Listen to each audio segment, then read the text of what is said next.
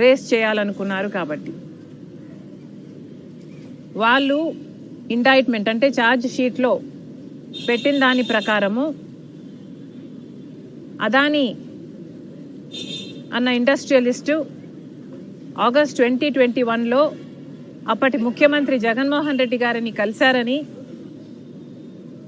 Power డీలు solar power డీలు ఆంధ్ర రాష్ట్రం 7,000 మెగావాట్లు కొనేటట్టుగా అదాని కంపెనీకి లాభం చేకూరేట్టుగా డీలు మాట్లాడుకునే విషయమై వీళ్ళిద్దరి మధ్య ఒప్పందం జరిగిందని ఒప్పందం ప్రకారం 1,750 కోట్ల రూపాయలు అప్పటి ముఖ్యమంత్రి జగన్మోహన్ రెడ్డి గారికి ఇచ్చేటట్టుగా మాట్లాడుకున్నారని పలు రకాల సాక్ష్యాలు అంటే ఒక సాక్ష్యం కాదు డిఫరెంట్ ఎవిడెన్సెస్తో ప్రూఫ్స్తో వాళ్ళు ఛార్జ్ షీట్లు పెట్టడం జరిగింది. వాళ్ళు ట్రయల్ కూడా అమెరికాలో మొదలు పెట్టబోతున్నారు. మరి ఇంత అవినీతి మన రాష్ట్రంలో 2021లోనే జరిగితే మరి ఇంత అవినీతి మన రాష్ట్రమో మన దేశమో ఎందుకు బయట పెట్టలేదు? మన దేశంలో దర్యాప్తు సంస్థలు లేవా? మన దేశంలో అవినీతి జరిగింది అన్న విషయం బయట పెట్టే సంస్థలే లేవా? ఆ రోజుల్లోనే 2021లోనే ఇప్పుడు అధికారంలో ఉన్న టీడీపీ పార్టీకి చెందిన ఇప్పటి మంత్రి పయావులు కేశవ్ గారు పేపర్ ఇవ్వండి. పయావులు కేశవ్ గారు ఈ సోలార్ పవర్ డీల్లో అన్యాయం జరుగుతుంది అని హైకోర్టులో పిటిషన్ కూడా వేశారు. అదాని మధ్య జగన్మోహన్ రెడ్డి గారి మధ్య ఆంధ్ర రాష్ట్రం తరపున సెకీతో చేసుకున్న డీలులో పెద్ద కుంభకోణమే ఉంది, ఈ భారం మొత్తం ఆంధ్ర రాష్ట్ర ప్రజల మీద పడబోతుంది అని ఇది పయావుల్ కేశవ్ గారు హైకోర్టులో వేసిన కేసుకు సంబంధించిన పేపర్. అంటే దీని అర్థం టీడీపీ పార్టీకి 2021లోనే తెలుసు అవినీతి జరిగింది అని. 2021లోనే టీడీపీ పార్టీ చేసుకోవాల్సిన ఇన్వెస్టిగేషన్ చేసుకున్నారు. వాళ్ళ ఇన్వెస్టిగేషన్లో తేలిన దాని ప్రకారం ఎన్ని పేజీలమ్మా? 1300 పేజీల రిపోర్ట్.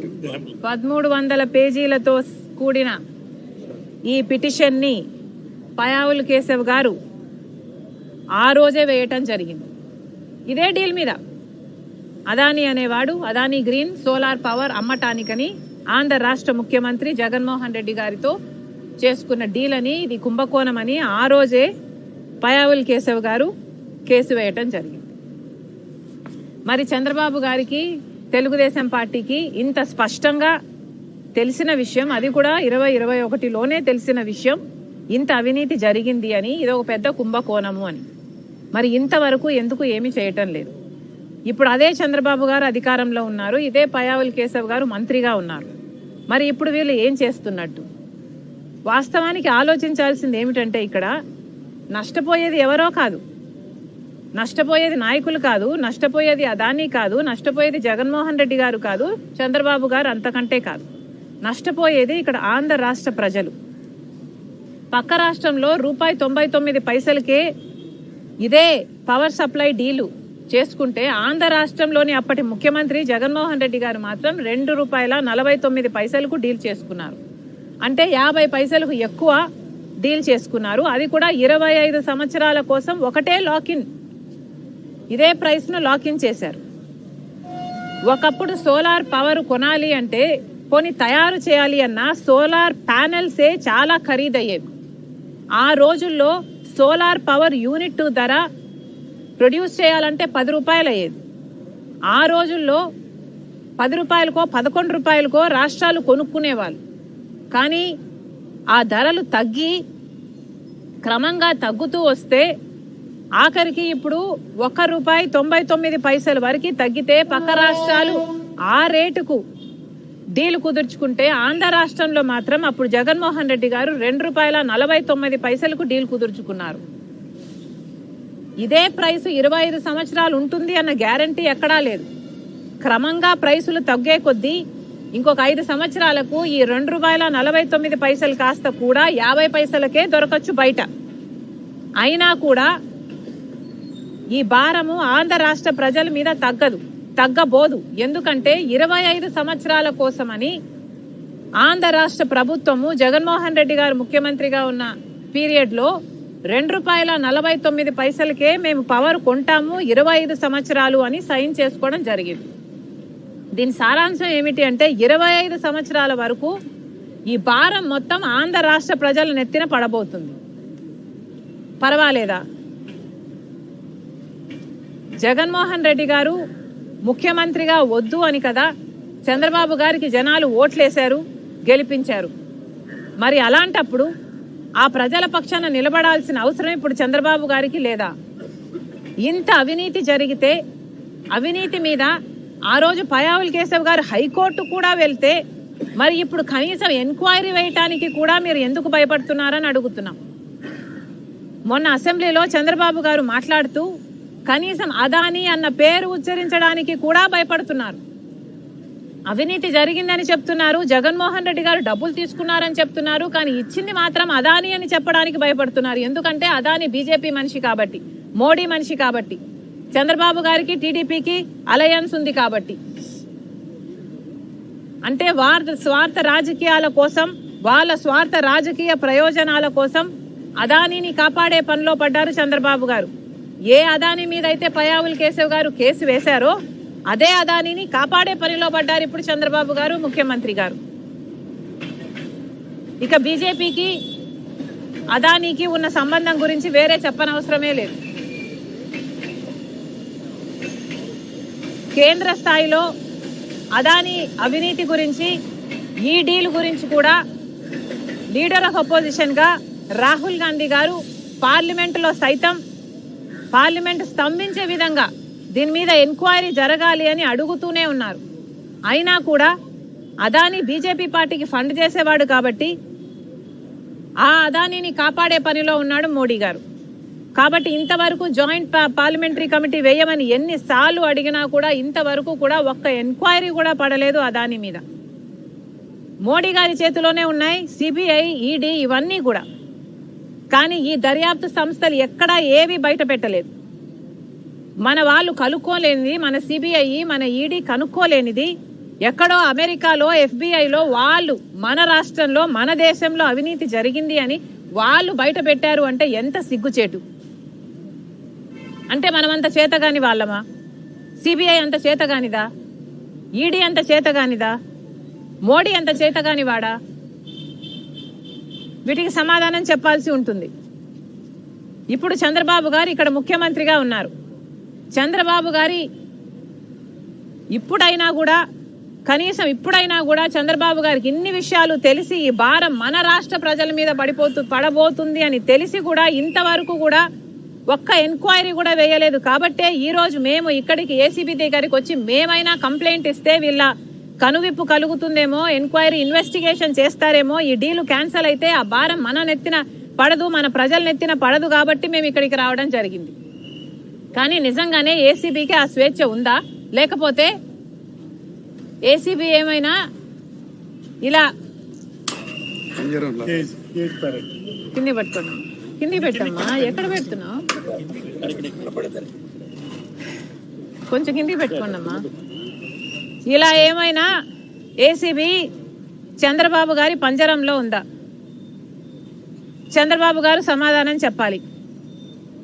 ఏసీబీకి ఈ డీల్ గురించి, మన రాష్ట్రంలో జరిగిన అవినీతి గురించి, ఈ కరప్షన్ గురించి ఇన్వెస్టిగేట్ చేసే అధికారం ఉందా?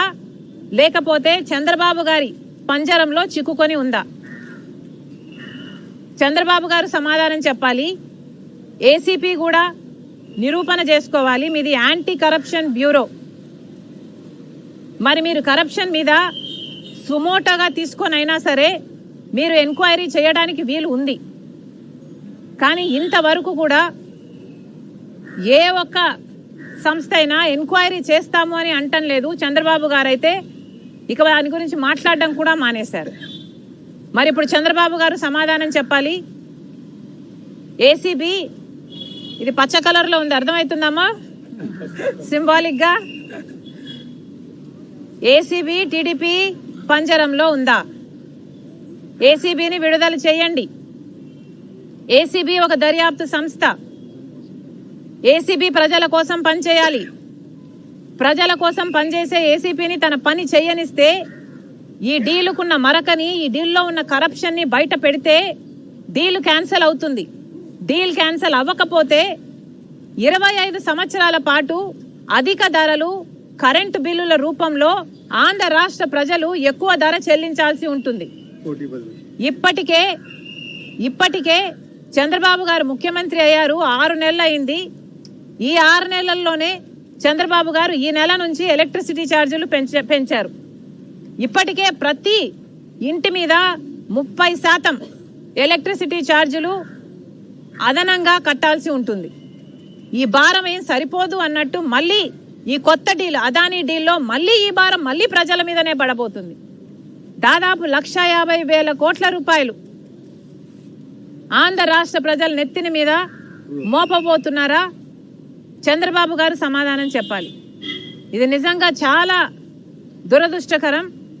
ఏ టీడీపీ అయితే ఇదే డీల్లో అవినీతి ఉంది అని ఆరోపించారో, హైకోర్టులో కేసులు కూడా వేశారో, అదే డీల్ గురించి ఇప్పుడు మేము మాట్లాడాల్సి వస్తుంది. అన్యాయం జరిగిందని, అక్రమం జరిగిందని, కరప్షన్ జరిగిందని, అవినీతి జరిగిందని మీకు తెలిసి కూడా ఇప్పుడు ఏదీ చేయటం లేదు అంటే కేవలం మీ రాజకీయ ప్రయోజనాల కోసమే కదా. జగన్మోహన్ రెడ్డి గారు ఆర్థిక ప్రయోజనాల కోసం ఈ తప్పుడు డీల్ మీద సంతకం పెడితే చంద్రబాబు గారు ఆయన రాజకీయ ప్రయోజనాల కోసం ఈ తప్పుడు డీల్ను సమర్థిస్తున్నారు. మరి ఇద్దరికీ తేడా ఏమిటి? జనాలు ఎంతో కసిగా ఓట్లేసి ప్రభుత్వం మార్చాలి అని 9 గంటల వరకు 10 గంటల వరకు లైన్లలో నిలబడి ఓట్లేసి మరీ చంద్రబాబు గారిని అధికారంలోకి తీసుకొచ్చారు. మర్చిపోరాదని గుర్తు చేస్తున్నాం. చంద్రబాబు గారు గుర్తుపెట్టుకోండి, ఆంధ్ర రాష్ట్ర ప్రజలు మీకు ఓట్లేస్తే మీరు గెలిచారు. ఆ ఆంధ్ర రాష్ట్ర ప్రజలను ఎత్తిన మీరు మళ్ళీ ఎలక్ట్రిసిటీ భారాన్ని మోపొద్దండి. ఏసీబీని విడుదల చేయండి. ఏసీబీ తన పని చేసుకోవాలి. ఏసీబీ ఇన్వెస్టిగేషన్ చేయాలి. ఏసీబీ అంటేనే ఇన్వెస్టిగేషన్ చేసే సంస్థ కాబట్టి దయచేసి ఏసీబీని తన పని చేసుకొనివ్వండి. ఈ పంజరంలో నుంచి చంద్రబాబు గారు టీడీపీ పంజరంలో నుంచి ఏసీబీని విడుదల చేయాలని కోరుతున్నాం. దీనికి ఏదైనా అది ఉందా, డోర్ లాంటిది? అట్లా కాదు డోర్ లాగా ఏం లేదా?